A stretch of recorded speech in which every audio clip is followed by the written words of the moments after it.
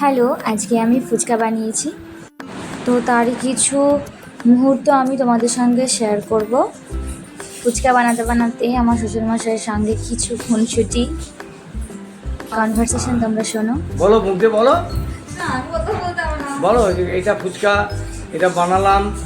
ওটা আমি ভয়েসে অ্যাড করে দেবো। আচ্ছা আচ্ছা, শুদ্ধ হয়ে থাকলে যাবে। আমার বর মনে হচ্ছে ফুচকার দোকানে ফুচকা খেতে এসছে। এটা দাও, ওটা দাও, এটা অ্যাড করো, ওটা অ্যাড করো, আলাদা করে বানিয়ে দাও। এগুলো এক প্রকার পাওয়া জানো তো জীবনে। ধনিয়া পাতার সঙ্গে সবাইকে খাইয়ে নিজে খাওয়ার একটা শান্তি আলাদা। হ্যাঁ, ও আড়াল হয়ে গেছে। আমার শ্বশুরমশাই বলছে থাক না বাসন কুসন যেটা কোনো ব্যাপার নয়। না কেন, বাড়িতে তো আমি ভীষণ কনসিয়াস আমার ভিডিও বানানো নিয়ে।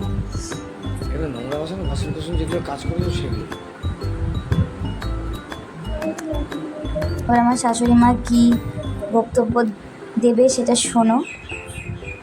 বসে আছি পথেতে ফুচকারি মুখছে। অসাধারণ অসাধারণ, অসম সালা। বাপি নিজে ক্যামেরার সামনে আসবে না, আসলে ভিডিও করবে আর এটা ওটা বলবে। বারবার